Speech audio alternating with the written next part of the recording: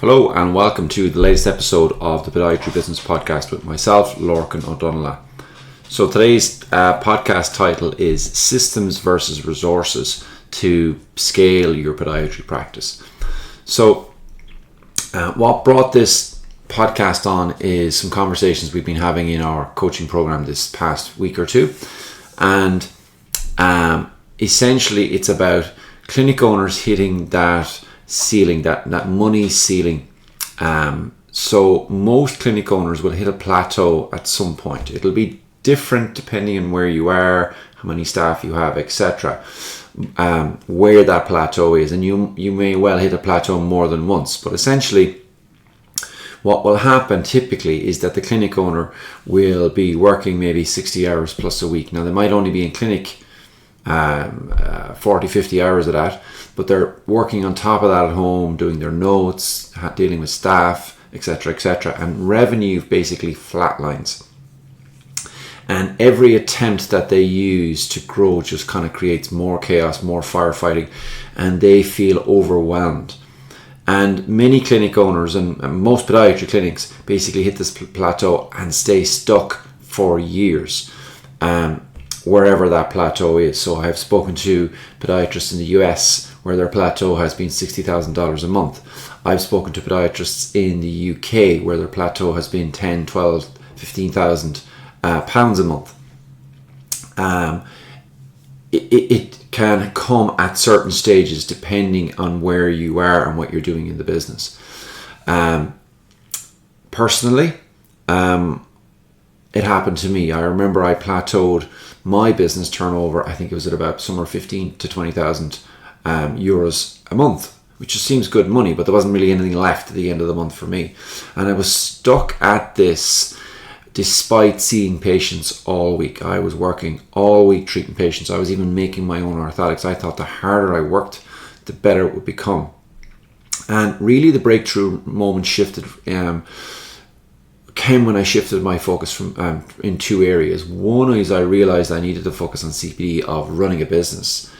And the second was, and what I want to deal with today is, instead of saying, okay, I need more patients, I need to work more and squeeze in more patients, see them during my lunch break, double book them and so on. I actually instead needed better systems. And the result for me was it allowed me to build a business and build a team that didn't completely rely on me. It allowed me to cut my working hours down significantly while increasing my profit and giving me and my family a better quality of life, meaning I was able to be there for them. And I see this repeatedly, this process repeatedly happening with clients who come and join our coaching program. That what we do is they come along and they think, well, I just need more patients. Can you give me more patients, Lorcan? And we say, well, yeah, we can do that, but let's first start with better systems. Let's plug this system, the gaps in your business that mean you're not making the most of what's happening, and that's causing that overwhelm. So this revenue plateau problem, basically, there's a few symptoms that we see. The owner is often doing everything themselves, from not only treating patients, but to admin, HR, accounting. Maybe they're even answering the phone. Maybe they're even cleaning the clinic. They're probably working evenings, maybe even weekends, just to keep up, maybe clinically or simply on the running the business stuff outside of treating patients. They feel that they can't really take a long holiday without that clinic suffering. Even recently, I had a couple join, and their goal is to essentially be able to take 2 weeks holidays together. Now, they did that pretty quickly, but it's just a symptom of what's going on in clinics when we hit this revenue plateau. Staff are constantly asking, what should I do next? How should I do this? Etc. And despite all of the hard work and working long hours and putting all your effort, revenue just continues to stay flat. Now, the real issue isn't just that you need more new patients. It's about making sure that you're developing and installing systems that allow you to serve patients without you having to be there, without you having to actually treat the patient, so that the business can run whether you're there or not, because that way it's a true business. Now, unfortunately, most owners, most clinic owners, most podiatrists are the bottleneck in their own business. They're in their own way. because they don't know any other way to do it. An example would have been a client I think of who joined maybe 2 years ago, and they had a few associates and had been open for a number of years.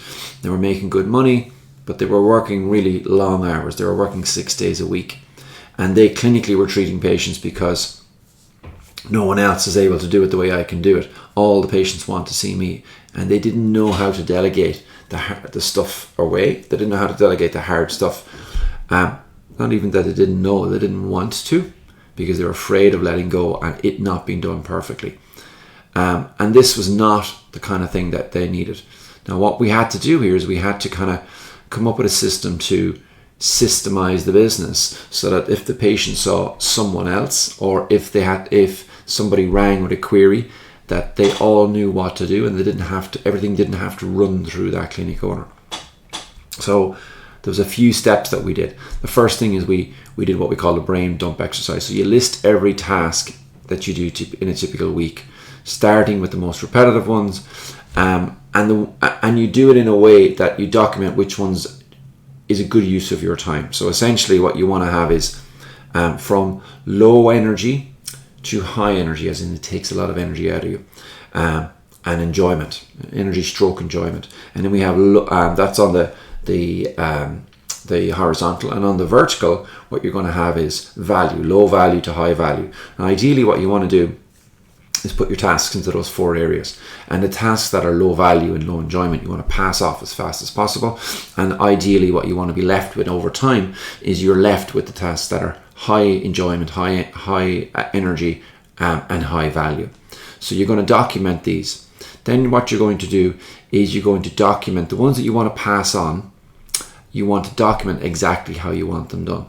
Now, how you do that is you could do computer recording, you could systemize it. There's AI that will even watch you doing it, and it will turn it into a system. You could do video walkthroughs for patient interactions, you could do written checklists for admins, voice memo, whatever works for you and for your team. It's not that difficult to do. So you're documenting it. Then what you're doing, so you know what you want to pass on, you've documented it, and then you're going to train your team on these systems. So you're going to send these systems to, now what you're not going to do is train them on everything all in one go. So you're going to pick one system at a time, and you're going to pass that over. What's the biggest thing that you can get rid of first, that your team will know what to do, and they won't have to run everything through you from now on. You're going to sit down and you're going to show it to them. You're going to go over it with them. You're going to make sure that they understand the skills gap from where they are to where you need them to be, and you will breach that skills gap, and you will give them the confidence to do so. So step 3 is you're going to delegate this, and you're going to have to give them confidence that you're not going to, that if they fuck it up, for want of a better way of putting it, that's okay, because that's part of learning it. So you're going to delegate the system, not just the task. That's important, that they understand that they have to take ownership of the system, not just the task, because you're trying to build trust and let them at it. You're going to make sure you're checking the results, and you're not too concerned if they follow the system exactly right. It's not the end of the world as long as the outcome is done, if it's done a little bit differently. Maybe you don't have all the answers. Maybe what will happen is over time your staff will come back and show you actually that if they modify the system, that you get a better outcome. It's much better than you doing everything. And you've got to be open to the idea that you're happy with 80% completion. So if they do what you do to 80% of the way you'd want it done, that's better than you having to do everything. Now, you're not necessarily going to let your staff know that that's what your outcome is, but you've got to learn. Your mindset has to change, that one where I can't all be perfect from my perspective, because if that's the case, I won't be able to let go. So what you want to absolutely do is you want to resist the urge to take back these tasks when mistakes happen. That's one of the primary mistakes that we see, is that the clinic owner is so enamored with their baby, their business, that they basically pass things over when it's not done right. They say, look, I'll just do it myself. They can't do it the way I want it to do. That is not what you want to do. You're going to end up in a circular motion trying to pass things over, take things back. Instead, what you want to do is work on that skills gap and give feedback, give review, which brings me to kind of the last step, which is that you want to make sure you're reviewing it and refining these systems monthly. What's working well? Where are the bottlenecks in the business? What do I need to pass over next? What do I need to clarify on what they're doing already that maybe could be done a little better? And what new systems do I need to create next? Always start at the ones that will shift the time and energy away from you as fast as you can. And learn to remove those bottlenecks wherever they are by systemizing the business. And remember that you are the primary bottleneck. So ideally what you want is a business that you don't have to do anything really, that you go in and you are twiddling your thumbs. That is a true business. That is a business that will run without you and allow you to move beyond that plateau. So we're talking about systemizing your business, but you also need resources. So we got systems versus resources. Now, if you start with resources, so for example, if you take on more staff so that you have more billable hours, if you grow your clinic or move your clinic into bigger premises, if you spend more money on Google Ads, if you build a new website, if you buy new equipment, like a laser machine, for example, they're resources. And if you haven't got your systems in place beforehand or are in the process of getting those systems in place, then all you're really going to do is make things even more complicated, even more overwhelmed for you, and you're not really going to go beyond that plateau of turnover, of profitability. So start with resources, and then start with systems, I should say.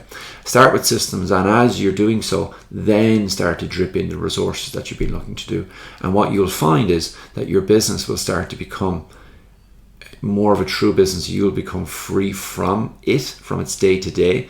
Things will stop running through you, and the business will start to scale, and you will start to develop freedom. One last tip I would give you is when you start this process, it's quite easy for your staff to come to you and ask you for the answer. And if you give them that answer, they'll just keep doing that every time. And ideally, you want them to start thinking for themselves. So my top tip for you is when you're teaching them a system and you're giving them the freedom to go and implement the system, and they come back and ask you a question that you know really they shouldn't be asking, or you've already taught them, what I always say to my staff is, well, what would you do if I wasn't here? I get them to give me an answer, and if I'm happy with it, I say, that's perfectly fine, do that. Because what I'm trying to show them is that they know what to do, and I trust them to do so. Because if they don't see I don't trust them to do so, again, everything is going to have to run through me. So, to recap, if you want to move beyond the current plateau that you're in, then what you need to do is start to systemize your business, and then implement resources soon after you've started to do so. Now, this is the sort of stuff that we do in our coaching program. If you want some help with this, if you're interested in having a conversation with me and my team about joining us and helping you to scale your business and increase your freedom for your life, then simply go to morepracticeprofits.com and book a 10-minute triage phone call with my team, and we'll have a quick chat and see if we think we're a good fit for each other. So until next time, this is Lorcan O'Donaile, Podiatry Business Mentor, signing out.